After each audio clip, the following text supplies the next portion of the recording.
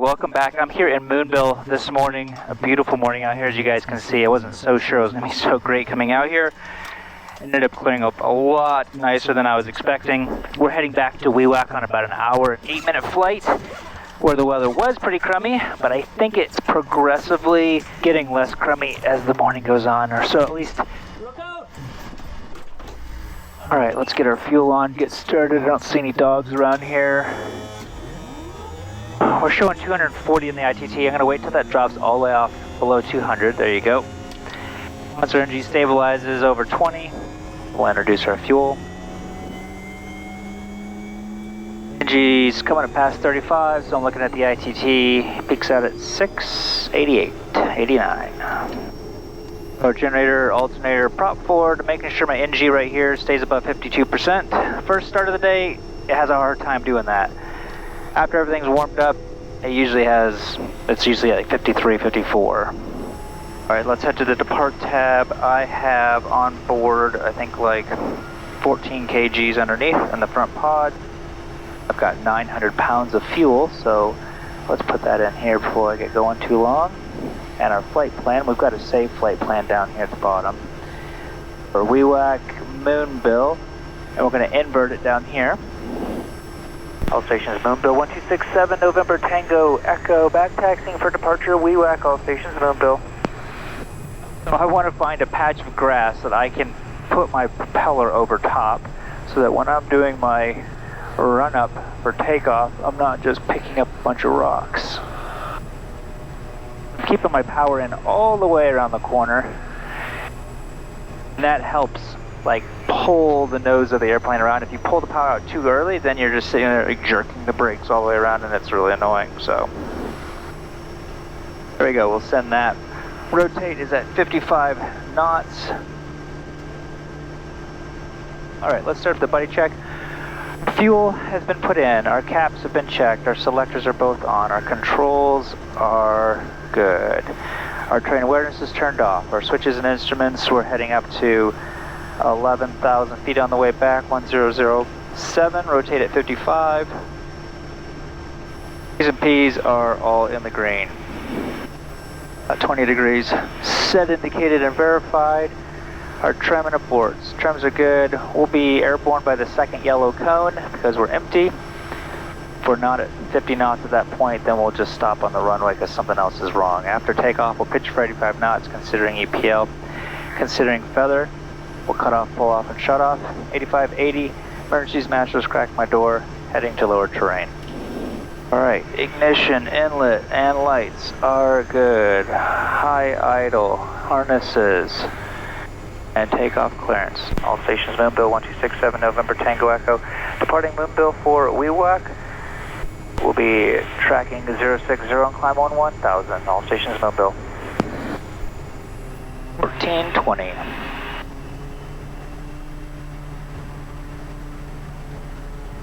There we go. ITT is good at 720. Airspeed's alive. There's our 50. There's the bump that we always get off on. Bump up our ITT just a little bit up to 740. Pitch for 12 degrees initially. It gets us our best angle of climb. Just under our 740 and our 73 knots. Probably going to get about a tailwind here and another 300 feet because I had like 11 knots coming in.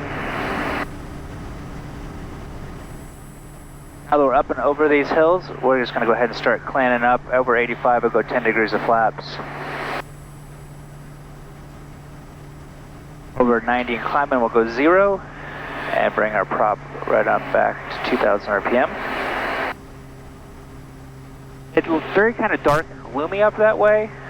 Like I said, I think that it's going to be kind of raining itself out as the morning goes, so I'm not going to worry about it too much. It was pretty crummy the first flight. Watch out, bird. That was close. It's pretty crummy coming into WeWack this morning with lots of cumulus, thunderous clouds with lightning and all kinds of fun stuff, so yeah. Alright, well actually we need to go that way, but I don't think I'm going to be able to climb that mountain. That's at 6,000. Actually, yeah, I should. Moresby 8819er, November Tango Echo departure. Well, I think we're just going to have to wait till we're up a little bit higher. Alright, well there you go. You guys can see my track. This morning there's kind of a big storm all kind of right there, and it extended all up over the water, and a little track right down the middle. But like I said, I'm thinking a lot of that is starting to dissipate. Moresby 8819er, November Tango Echo departure. November Tango Echo departed Moonbill at time 47. We'll be tracking 058 on climb 1000, estimating overhead Hauna 15.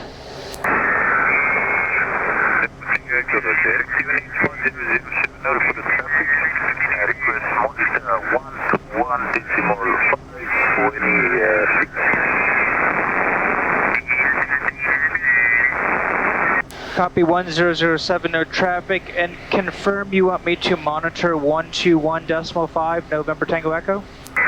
November Tango Echo, wait train.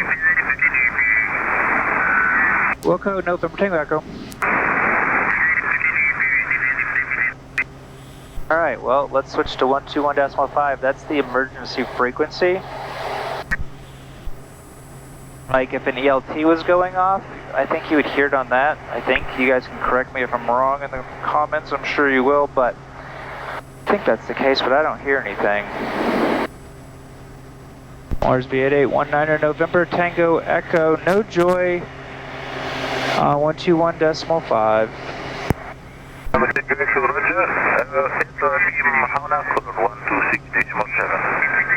1267, Hauna, November Tango Echo.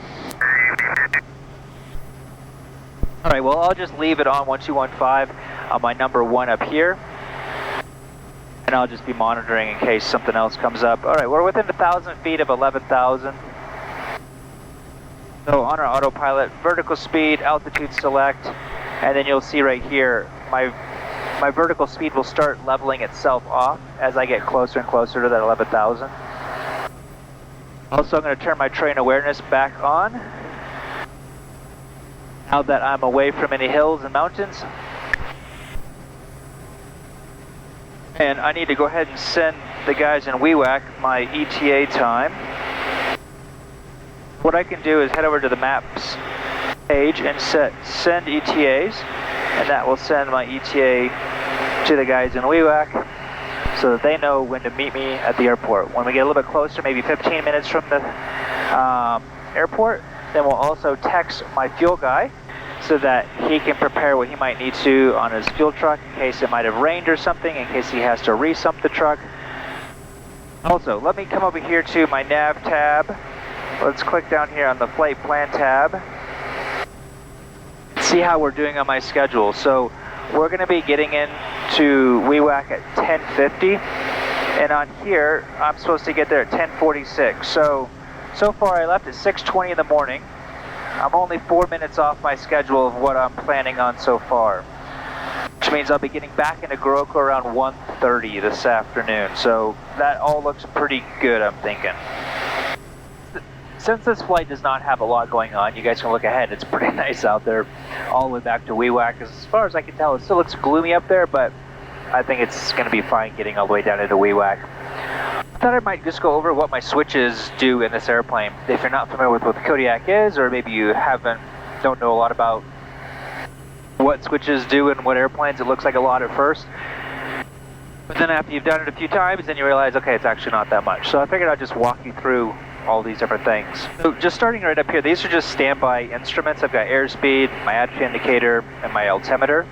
Then this is called the PFD, the primary flight display, multi-function display, another primary function display. So this is one air data computer. This is run by another air data computer. So we basically have 3 sets of everything.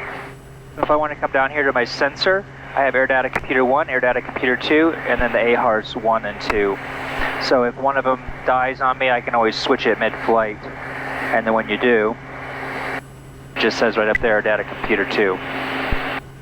So when I'm instructing with Miles or Travis or anybody else, I always switch mine on the air data computer 1 so that my airspeed matches his airspeed, because like if we're in a slip or something else, then my airspeed might be reading differently than his just by a couple knots. That way we're on the same page. Down here, this is my master switch, my avionics, my auxiliary bus. This would run like my environmental controls. Then I have my aux fuel pump, my igniters, my starter. I've got high, off, and then low. We always start on low. And then I have my generator and alternator switches down here.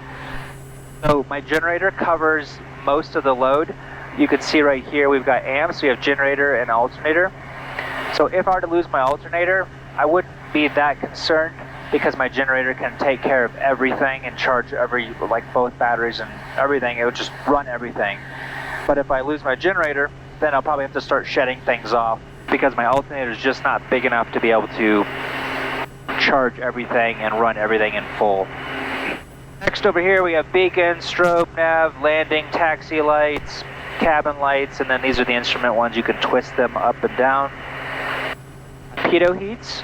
I've got a pitot tube out on that wing. I've got one out on that wing as well. And then this V2 tracker right here. That's what this little box right here is. And then it connects to our iPad as well. That's how I can send text back and forth. Like I sent my ETA times to them. That's how I do it, is just the V2 track. And that's what this little box right here is as well. So if I had an emergency, I always brief my takeoffs. I say, hit emergency, that's what that is. What that would do is that would send a text to not only people here in Goroka, let them know I'm in an emergency, but also people around the world saying, hey, I've got an issue here. We've got ELT switch, I can manually turn it on, or I can actually turn it on manually in the back as well. Climb in the back, pull the back cover off, and it's up in there. This is our HF radio right here. When we cannot get them on VHF, then we try to get them on that. This is the autopilot. It's an S-TAC. It's pretty weak in my opinion. It does everything we need it to do, but it is lacking in functionality, like airspeed hold and V&V. So basically, kind of like flying an sort of an ILS all the way down, even though there isn't an ILS or something. Basically, if you have a descent profile, it will follow that all the way down, but we have to just manually do it. This little thing right here is for our autopilot. So right now, I'm in autopilot flight director mode, and then flight director mode is right there, and then off. We don't use the yaw damper in this airplane because it just doesn't work. No matter how you try to set it up, it just sits here and it just wags its tail back and forth the whole flight. So we just don't use it. It's really annoying. And then this button you've seen me push here, that's the TAWS inhibit, the train awareness system. Alright, well there you go. That is a quick overview of just what these switches and stuff do that you guys see me playing around with all the time. If you guys would like to learn more about the Kodiak, more about flying, I got my SEM course. I run deals on it all the time. It's a couple hours long, teaches you everything about the Kodiak specific, but it also teaches you how to fly, how to take off, how to land, how to start, how to use these screens, how to even do some instrument approaches, things like that. So I'll leave a link down below if you guys are interested in checking that out and maybe learn how to fly. Oh, we're about 20 minutes down the road from the last time we picked up, and you guys can see the weather's definitely changing and turning a lot more gloomy. We've got a little bit of drizzle on the windshield now. Trying to determine what my visibility is right now. I can see the ridge tops over there, over by Hayfield, so about 23 miles away. I don't expect it to be bad enough to shoot the approach into WEWAC, but we will keep that in our back pocket. It comes out over here and then in. I've just been monitoring for any lightning strikes up here. I saw some over here just a few minutes ago when I came into WEWAC this morning. We didn't have any lightning strikes, and then all of a sudden I saw a big, like, my windscreen lit up in the clouds.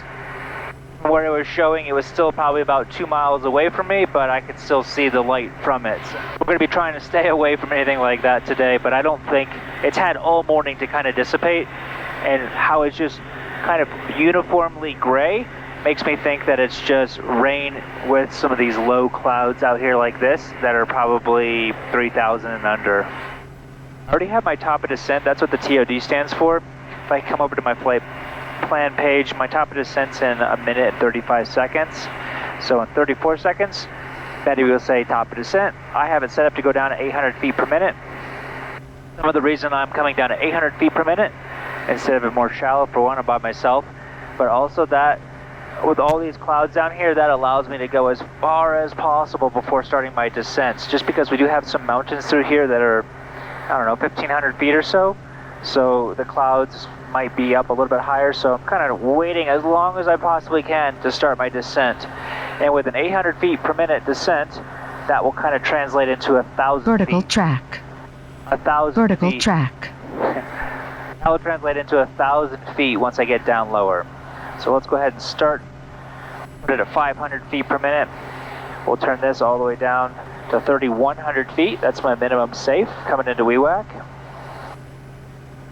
That way, if I have not broke out, I do not have good visibility, I know that I can maintain 3,100 all the way to the airport, and I can go through clouds and still be safe. All stations, WEWAC 126.7, Cardiac November Tango Echo, 30 miles on the 240 radial, passing 10,000 on descent circuit, WEWAC 48.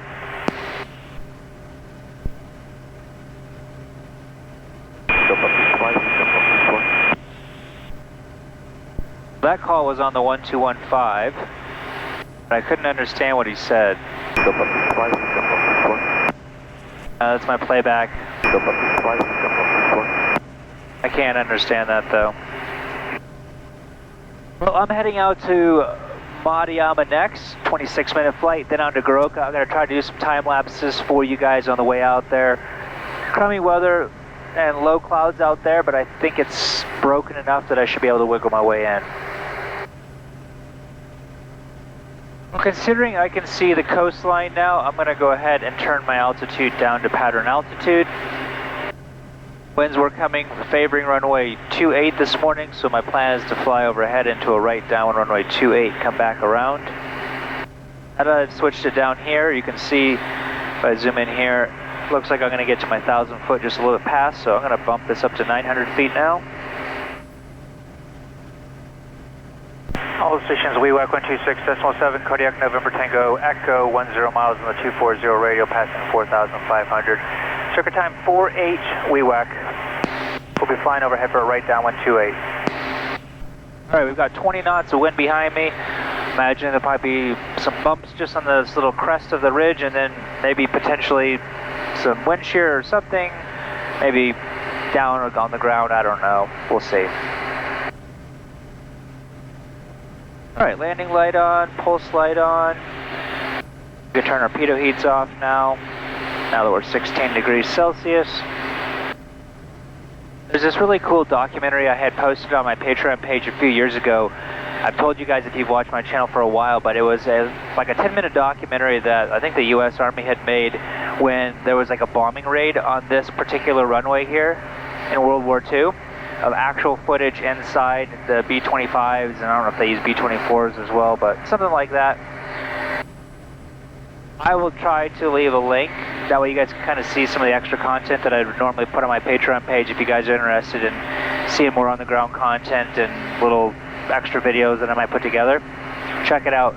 I'll probably forget to post that, so someone in the comments just leave me a comment, one of the first people that watch this, to remind me, and then I'll go back and I'll find it on my channel because it's a hidden video, but it is pretty cool if you guys are interested in that kind of stuff. All stations, WEWAC November Tango Echo, we'll be flying overhead to join into a right downwind runway 28, break, Moresby, November Tango Echo in the circuit, WEWAC, cancel SAR. November Tango Echo, WEWAC, Sarge terminated. November Tango Echo. Alright, let's do autopilot off, prop forward. Just keeping my speeds in. I'm just, what, now 3 miles before I start pulling the power out. I want at the slowest 62, but I think, you know what, I'm just going to come in at 70 knots, because we'll do 70, 80, 90, 90 on downwind.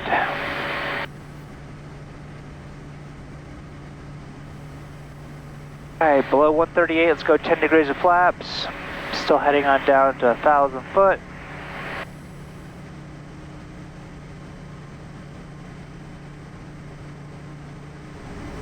Now that we're approaching 1,000, I'm gonna start slowly bringing the nose back up. That bleeds off the airspeed, gets me kind of leveling off at 1,000 foot. We're just now beamed the runway down here. Haven't touched the power yet, still at 480 the whole way down. As I am starting to slow down, I'm going to start getting some right rudder pressure in.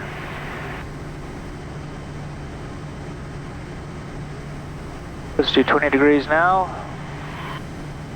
Put our base turn here at the beach.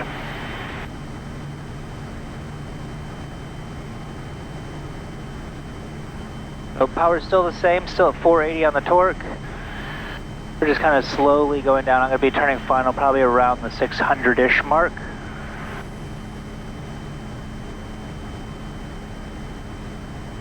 So now my speeds are down to 85, 86. Let's go full flaps. All station WWAC November Tango Echo turning final 28. There's 640. Still power set at 480. We're just going to let it bleed its last little bit of airspeed off down to 70, and then I'm going to readjust the power to maintain that 70.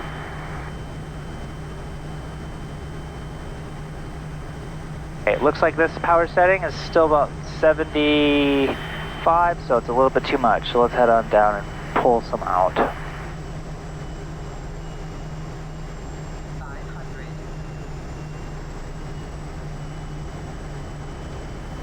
Alright, there's my 70, it's 650 on the descent, so a little bit steep is still within margin. Torque set at 460 now. 3 knots of headwind. If I'm a couple knots fast, I just pull a tiny bit of power. I'm down to 390. Runway looks clear, we're continuing. Go for the 1,000 foot. Looks like I have a little bit of a right crosswind. A little bit fast, so I'm going to pull the power out early. There we go.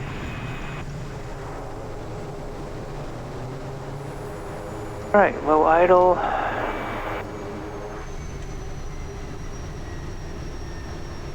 There you go.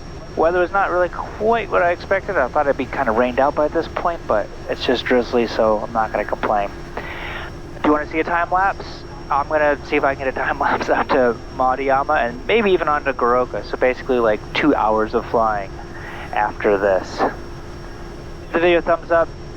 Check out that video below that I'm probably going to forget to post, but someone can remind me. And if you want to go see more of that kind of stuff, head over to my Patreon page. I'll leave a link down below for that too. Become a sponsor and Patreon of the channel. Alright guys, see you next time.